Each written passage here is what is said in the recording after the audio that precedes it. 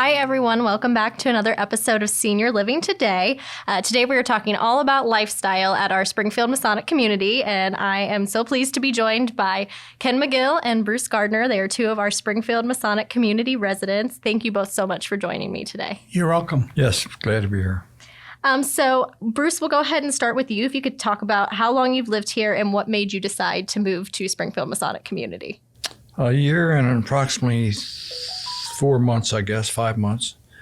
And we looked for years trying to find a place. We moved from Maryland, and we looked at 4 or 5, maybe 10 places around Dayton and where my daughter lives down south in Mason. And my daughter-in-law said, "Why don't you try that place up in Springfield?" That's where her mother spent in affiliate in Pittsburgh. So we came here, and the first day we knew we wanted to be here. It had everything we wanted.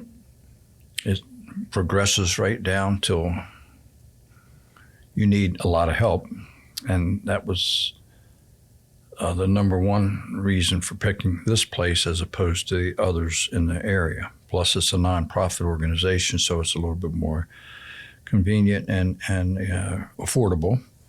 And it's short distance to my daughters and short enough distance to my son and all the grandchildren in both families. And we like it a lot. So it really checked everything on your guys' list. Yes. And that is the nice thing, too, about having the full spectrum of care here, because if your needs do change, then they can accommodate you as exactly your living needs to adjust. Yes. Ken, how about you? How long have you guys lived here for, and what made you decide to move to Springfield Masonic Community? Well, number one, I was in Ohio for a number of years, ever since I was in 6th grade. And I was in Lancaster, and I was a D. Malay. And as a D. Malay, we were always connected to the Masonic home. So ever since about the 1954, I've often thought, when I get old, that's where I'm going to go. So it's been a long time coming. We normally lived in Bay Village, and we went to Illinois for a year because our grandchildren were there.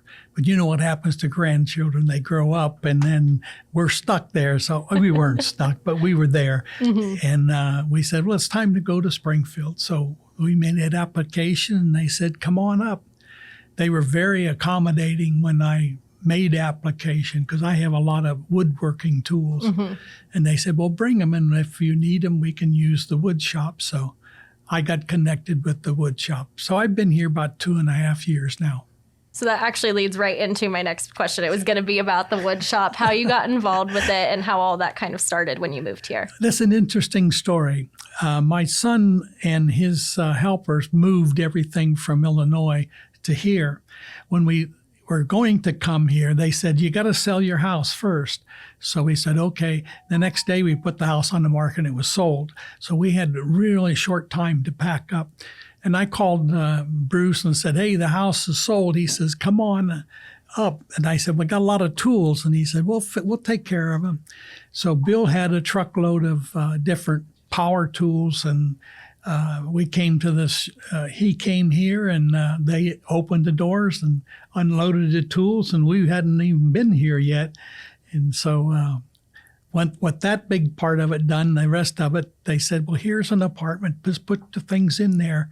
So that was on a Friday, and on a Sunday we came back, my wife and I came back, and we came into the apartment with all our furniture and paraphernalia and everything just sitting around in boxes. So we had a good time on opening boxes like Christmas. Oh, I imagine. Yes. So I know that you also do some teaching down in the wood shop. Can you talk a little bit about that?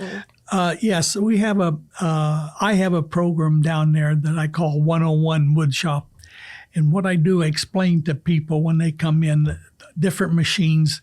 If they've had experience, then I can skip over some of that.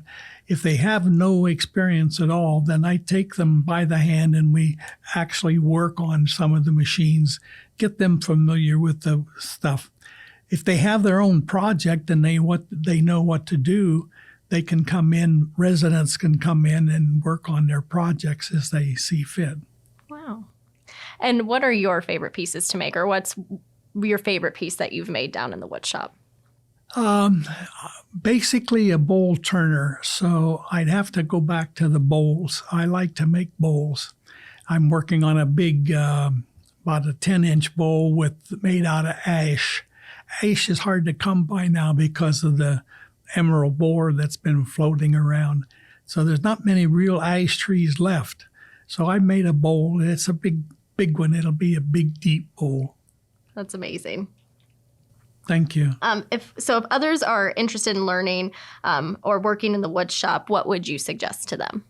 Well, I generally start somebody out with a box. It's an easy to make a box, and we can explain different joinery techniques, different sanding techniques.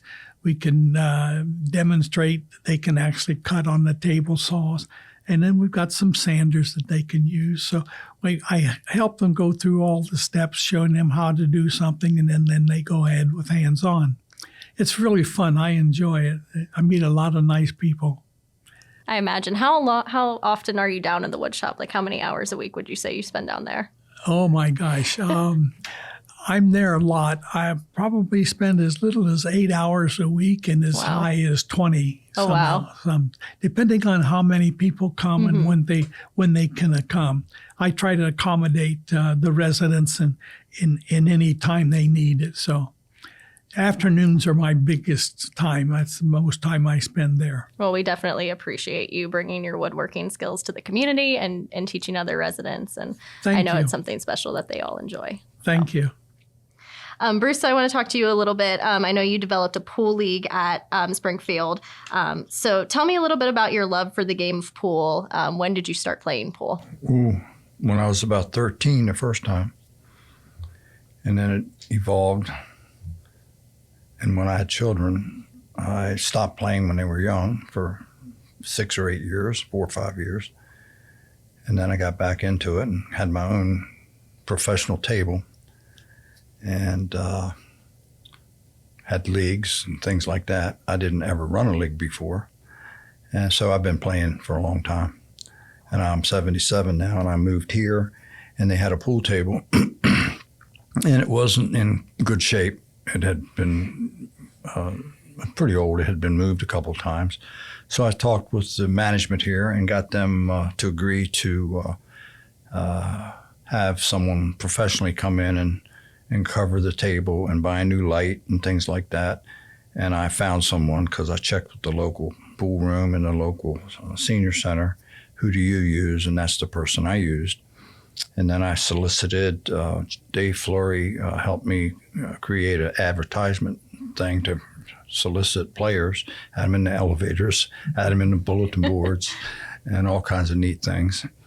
And when it was all finished and we got 6 or 8 or 10 people, we had a list of 11 at one time, but some of them didn't show up at all, ever. But we have anywhere from 4 to 6 or 8 every Tuesday night now, and Ken's one of them, and his wife. And it's pretty exciting to have that going on because I met a gentleman, I can't remember his name, but he said he used to play. I think he has since passed away. He and 7 other people used to play every Sunday on that same table after church. Excuse me. And so he wasn't able to make it, but the others did, and we have quite a lot of fun with it. And I am auctioning off lessons for a silent auction coming up in a short period of time here. And like Ken was saying about his wood shop, you try to work one-on-one, and it sometimes is difficult because other people want to come in and use it. And so I thought that would be a good idea. So I donated those. I donated for beginners and an intermediate. Ken and his wife are prepared for the intermediate part, and some others still need more of the beginning the lessons. basic, right. And I try to work with them occasionally. I've had a couple of people come one-on-one and different things, how to aim. And we do have a system. It's called the phantom ball system on how to aim at the object ball. And we have a ball that has little marks on it that shows you how to use it, and a book that's about a quarter of an inch thick explaining how to use it. And that's about the only training I've done. A little bit of one-on-one, but not much. And Ken and his wife seem to pick it up pretty well. And Ken's a carpenter at heart. He knows about angles, whether the degrees it is, and that is similar to playing pool. Cool. And it's a lot of fun. We do it every Tuesday night for 3 hours roughly.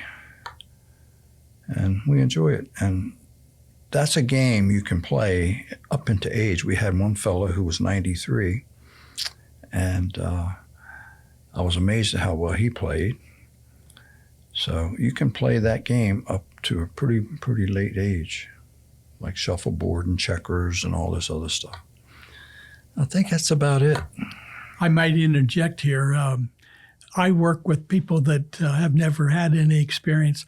Give you an example. The other night we had a lady come, and she'd been watching for quite a while, and she says, I think I'd like to shoot pool. So Bruce gave her some pointers right there, and she joined, and with his coaching, she made quite a few good shots. Oh. Yeah, she did very well. You need to yes. be my pool instructor, because I'm not very good. Yeah. So sounds like I could use some lessons.